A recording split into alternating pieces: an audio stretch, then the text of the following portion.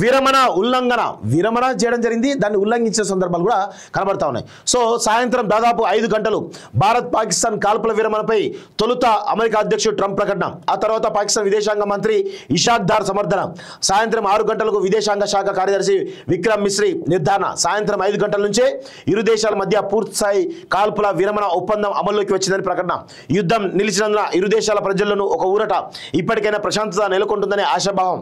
రాత్రి 9 గంటలు మోసమే జీవన వేదంగా భావించే పాకిస్తాన్ తన వక్రబుద్ధిని మరోసారి ప్రదర్శించింది. ఒప్పందం కుదిరి 4 గంటలకు కూడా కాకుండానే కాల్పుల విరమణను యథేచ్ఛగా ఉల్లంఘించింది. భారత్ పాక్ సరిహద్దు వెంబడి పెద్ద సంఖ్యలో డ్రోన్లను ప్రయోగించింది. మన సైనిక పోస్టులపై పెద్ద ఎత్తున కాల్పులు జరిపింది. ఈ కాల్పులో ఆర్ఎస్పురలో బీఎస్ఎఫ్ ఎస్ఐ ఒకరు వీరమరణం కూడా పొందారట. సో ఇంత పెద్ద ఎత్తున వీరమరణం పొందిన తర్వాత ఎందుకు మనం యుద్ధం ఆపాలి? అందుకే నేను టైటిల్ పెట్టాను, భారత్ మళ్ళీ యుద్ధం చేయి అని ఎందుకు పెట్టినామంటే, మనమేమో యుద్ధ విరమణ ప్రకటించి ప్రశాంతంగా ఈరోజు ఒక శాంతి నెలకొల్పే విధంగా మనం ప్రయత్నం చేసాం. కానీ ఈరోజు పాకిస్తాన్ తన దుశ్చర్యలకు సంబంధించి ఏ విధంగా కాల్పుల విరమణ ఒప్పందాన్ని ఉల్లంఘించి ఎల్ఓసి దగ్గర ఏ విధంగా కాల్పులు జరిపి ఒక జవాన్ విరమణ పొందిండో ఒకసారి గమనించాలి. ఇంకా మనం ఎందుకు మన శాంతిని పాటించాలి? ఎందుకు పాకిస్తాన్పై చర్యలు తీసుకోవద్దు? మరి ఇప్పుడు కాల్పుల విరమణ ఒప్పందం అమల్లో ఉన్నట్లా లేనట్లా? పాక్ దిగొచ్చిందా? పాకిస్తాన్ నమ్మక ద్రోహంపై భారత్ ఏం చేయమంది?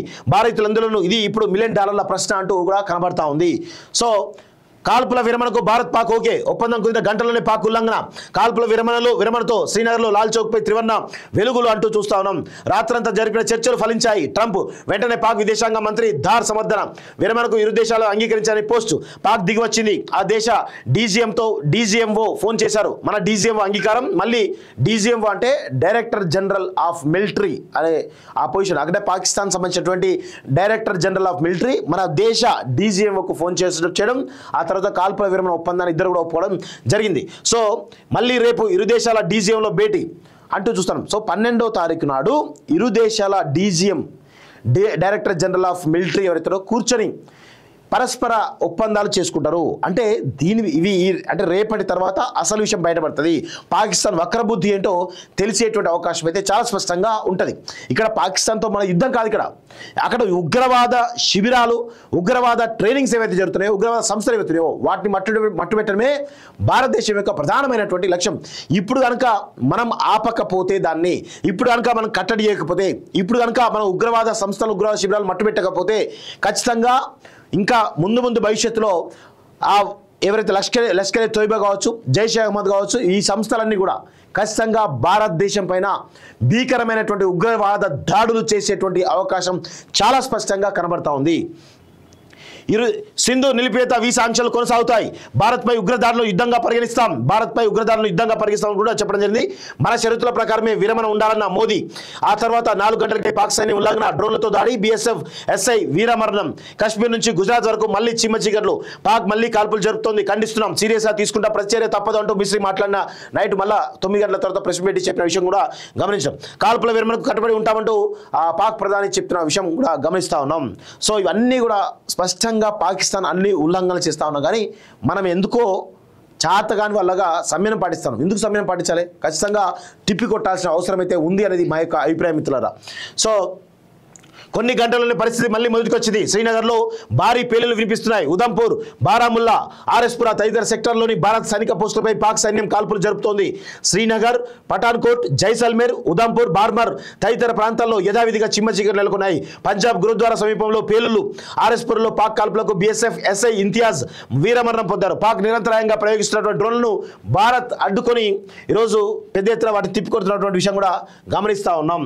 సో మొత్తానికి చూడండి, పాక్ ఎయిర్ బేస్ విడిచిపడ్డ భారత్, ఈ నిన్నటి సంబంధించి దీన్ని మాట్లాడిన తర్వాత దాని గురించి మాట్లాడదాం.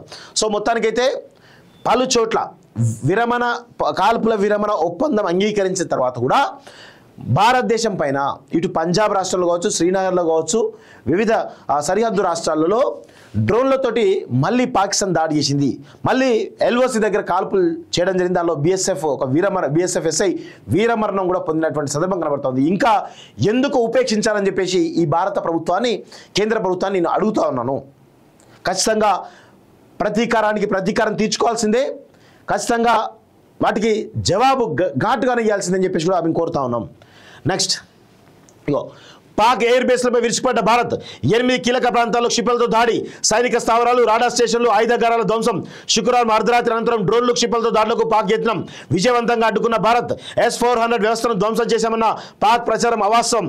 Lieutenant colonel Sofiya Qureshi, wing commander Vyomika Singh వెల్లడి అంటూ ఒకరిని చూస్తా ఉన్నాం. సో దీనికి సంబంధించి ఒకసారి మనం డీటెయిల్గా మాట్లాడేటువంటి ప్రయత్నం చేద్దాం. ఎందుకంటే పాక్ ఎయిర్ బేస్లపై దాడి చూస్తున్నాం కదా. సో డ్రోన్లు, క్షిపణులతో దాడికి ప్రయత్నించిన పాకిస్తాన్ ఆర్మీ స్థావరాలపై భారత్ విరుచుకుపడింది. శుక్రవారం అర్ధరాత్రి దాటిన తర్వాత ఢిల్లీ, పంజాబ్, హర్యానా రాష్ట్రాల్లో భారత మిలిటరీ స్థావరాలపై దాడికి ప్రయత్నించగా భారత వాయుసేన ధీటుగా బయలుచ్చింది. పాకిస్తాన్లోని రఫీకి, మురిద్, చక్లాలా, రహీం యార్ ఖాన్, సుక్కూర్, చునియాన్, పర్సూర్, సియాల్కోట్లో ఉన్నటువంటి సైనిక స్థావరాలు, రాడార్ స్టేషన్లు, ఆయుధాగారాలు, కమాండ్ కంట్రోల్ సెంటర్లను క్షిపణులతో ధ్వంసం చేసింది. Army lieutenant colonel Sofiya Qureshi, వైమానిక దళ వింగ్ కమాండర్ వ్యోమికా సింగ్ శనివారం ఉదయం మీడియా సమావేశంలో వెల్లడించారు.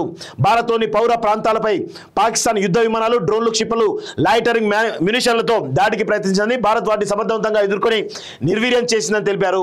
ఉదంపూర్, పఠాన్కోట్, ఆదంపూర్, భుజ్ ప్రాంతాల్లోని వాయుసేన స్థావరాలకు స్వల్పంగా నష్టం జరిగిందని వివరించారు. కానీ ఆదంపూర్లో S-400 రక్షణ వ్యవస్థను, సూరత్గఢ్, సిర్సా యువసేన స్థావరాలను, నగ్రోటాలోని బ్రహ్మోస్ స్థావరాన్ని ధ్వంసం చేసినట్టు పాక్ దుష్ప్రచారానికి దీన్ని పూర్తిగా ఖండిస్తున్నారని స్పష్టం చేశారు. ఇక పాక్ సైన్యం జమ్మూ కాశ్మీర్, పంజాబ్ రాష్ట్రాల్లోని పౌర ప్రాంతాలపై దాడులు చేసిన విదేశాంగ శాఖ కార్యదర్శి మిశ్రీ తెలిపారు. ఒక ఆసుపత్రి, పాఠశాలపై దాడులు జరిగాయని, ఇది పిరికిపందే చర్యని మండిపడ్డారు. ఈ క్రమంలోనే భారత్ ధీటుగా బదిలించిందని, పాక్ సైన్యానికి భారీగా నష్టం జరిగిందని వివరించారు.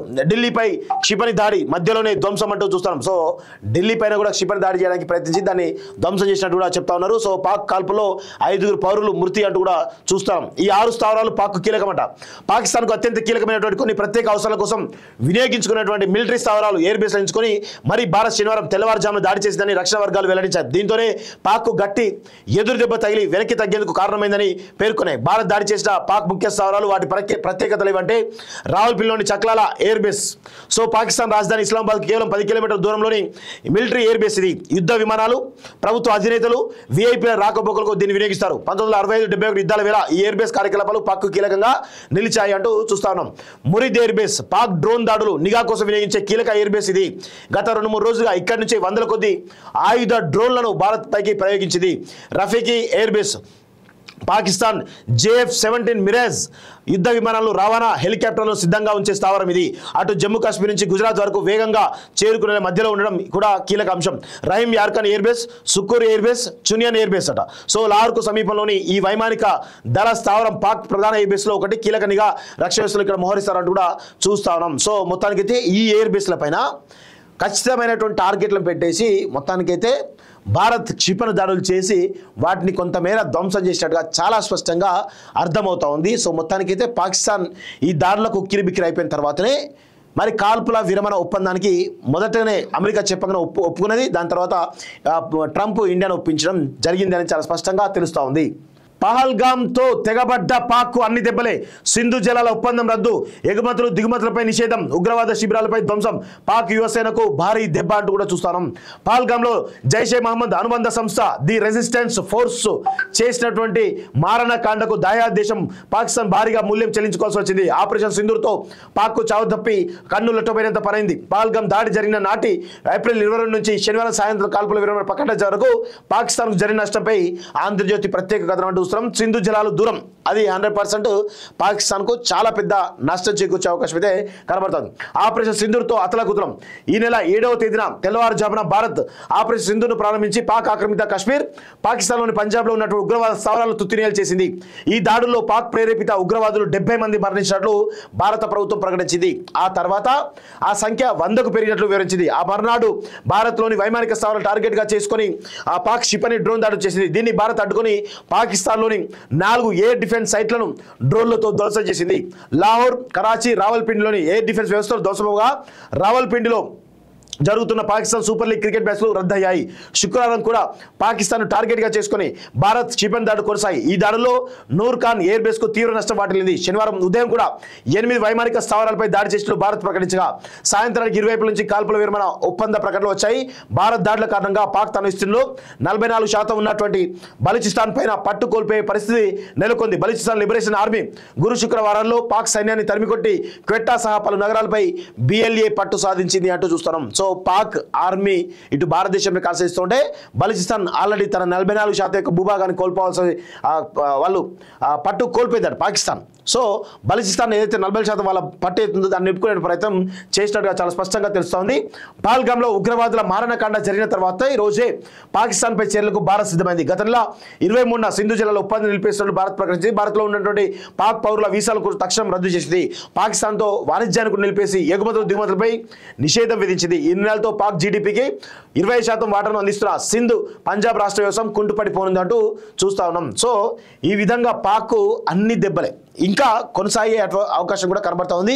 సో కాల్పుల విరమణ ఒప్పందం జరిగింది, కానీ ఇక ఈ పాక్ జలాల సింధు జలాల ఒప్పందం కావచ్చు, ఈ మిగతా వాణిజ్యానికి సంబంధించినటువంటి విషయాల్లో కావచ్చు, ఖచ్చితంగా ఇంకా నిషేధాజ్ఞలు కొనసాగేటువంటి అవకాశం అయితే చాలా స్పష్టంగా కనబడుతోంది. అది పాకిస్తాన్కు తీరని నష్టం చేకూర్చే అవకాశం అయితే చాలా స్పష్టంగా కనబడతా ఉంది. విదేశాల్లో ఉన్నత విద్యను చదువుకోవాలని అనుకుంటున్నారా? అయితే వెంటనే ఫ్లైగ్రాడ్ ఓవర్సీస్ ఎడ్యుకేషన్ కన్సల్టెన్సీని సంప్రదించండి. మీ విదేశీ కలలను సాకారం చేసుకోండి. ఫ్లైగ్రాడ్